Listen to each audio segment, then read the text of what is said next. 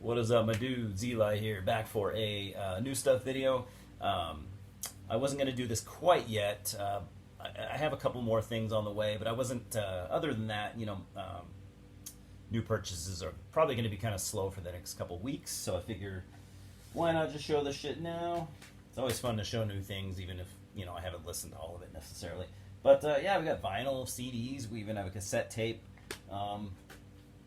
Mostly metal, all hard rock and shit though.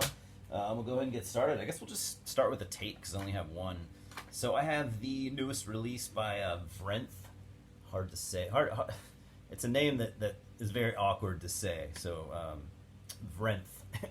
Yeah, sorry, I don't know why I'm laughing. But anyway, one of my favorite current death metal bands.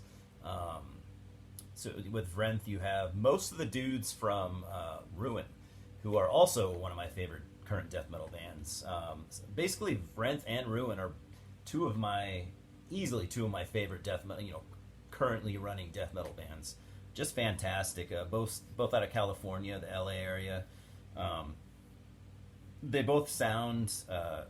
What's cool about them, those two bands, is even though they are comprised of almost all the same members, they don't sound all that much alike. Which, even though they have the same vocalist, which I think is awesome. So anyway, yeah, definitely look into Vrenth. Their debut full length came out last year, and it was probably my favorite death metal album of 2020. Just fantastic. So I'm really stoked to dig into this split.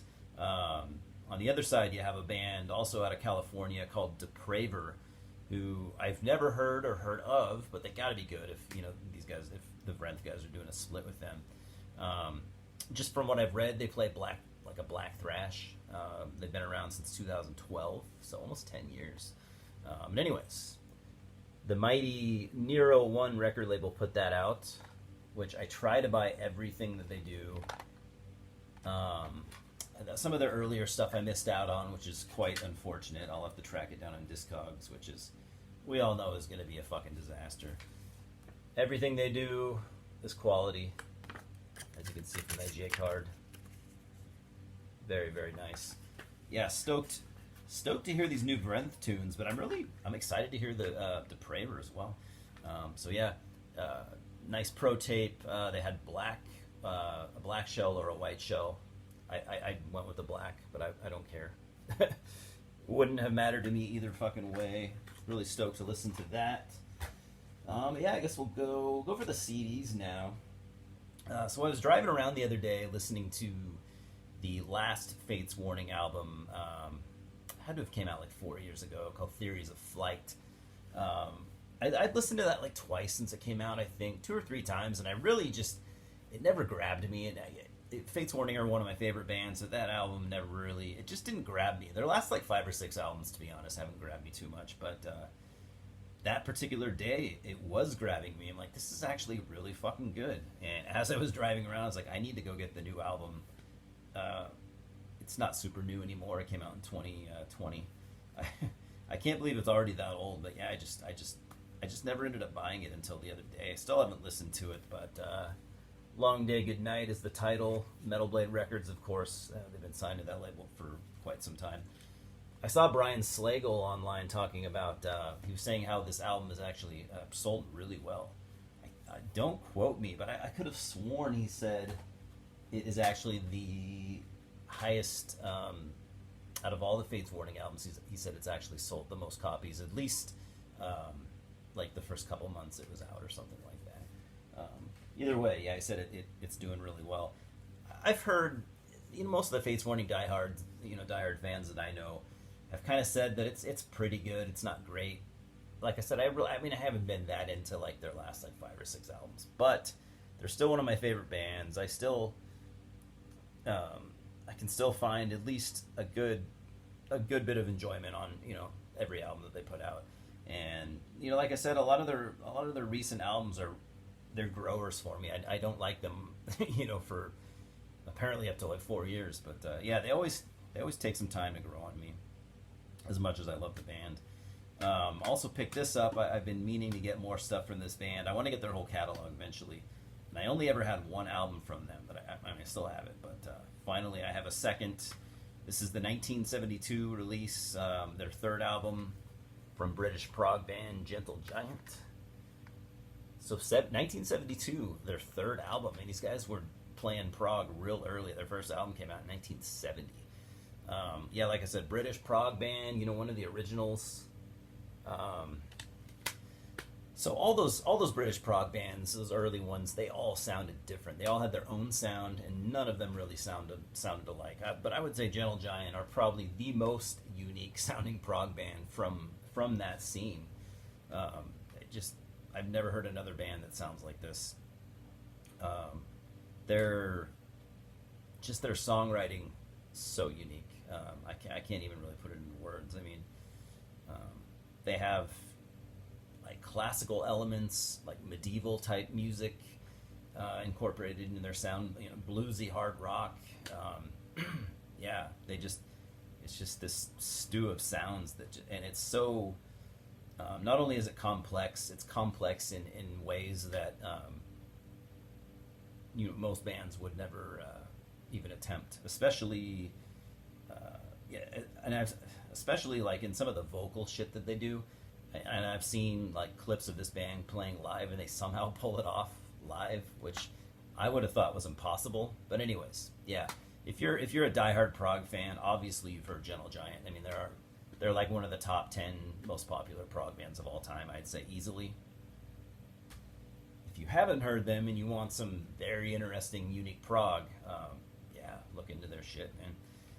So this one of our local record stores has had this CD for a long time. This next one, I've been wanting to pick it up. He always wanted way too much for it, like $25 or $30.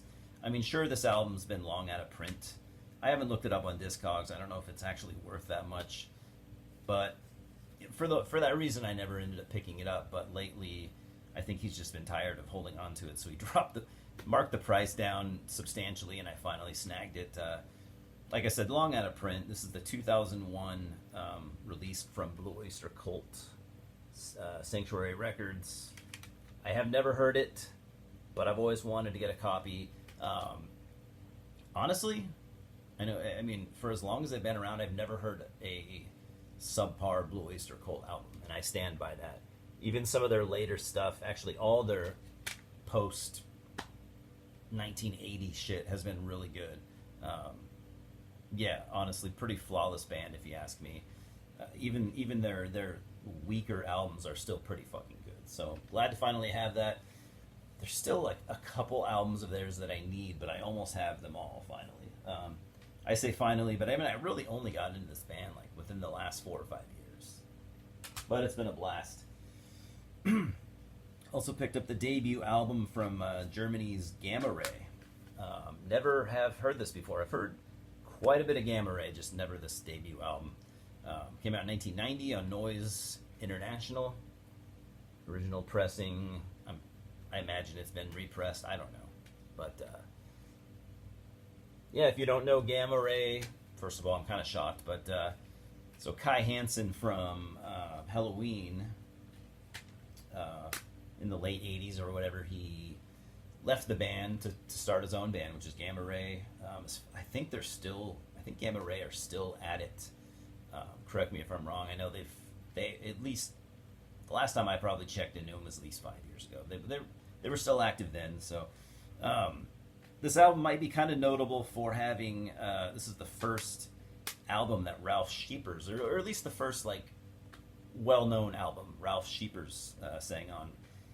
He would only sing on this album, and then he would split to a couple years later. He would form Primal Fear, which are a very long-running and very, very well-liked German power metal band, speed power metal, whatever you want to call it. That's it for the CDs. I got a couple vinyl records. I'll save the best for last. This one is not going to impress anyone, but I'm glad to have it. I've had the CD, but got this vinyl copy pretty cheap. This is the 1981 third album from Toto. I've become a massive Toto fan in recent years. I'll show the inside. I'm sure no one really cares to see it, but someone might. Who knows? Pretty nice inner sleeve with all the band members. Got Jeff Porcaro on drums, R.I.P. Jeff. What's his name? David Paish playing a keytar, which is cool. I've never seen him do that, at least from all the live shit I've seen. David Hungate, who has I can't remember when he left, but he wasn't in the band too long. First 3 or 4 albums. Steve Porcaro. I don't know why I'm drawing blanks. Steve Lukather, and one of my favorite vocalists, to be honest, Bobby Kimball. I always felt like Bobby Kimball was very underutilized in this band. I think had he been used properly, and had he taken better care of himself and all that, I think he could have been known as one of the best singers of all time. It's really a shame that he isn't considered that by most people, but still, he's one of my favorites. Hell yeah. These next two are really fucking cool. I don't buy picture discs often, but I do like them. I do like to get them when I see them at a decent price, I guess. I mean, I rarely ever play them. I don't usually buy them really to play. I mean, I probably will a couple times, but I couldn't pass up on this. It is the Manitou single, Venom, picture disc version, because I don't think the original single was a picture disc. How fucking cool is that? Venom always were a band known to have a lot of singles, and very collectible singles at that. This one is no exception. This one is easily the coolest I've ever seen. I mean, I gotta take this out just so you can see it better. It's so fucking cool. That's what the inside looks like. But yeah, this easily the coolest picture disc I own.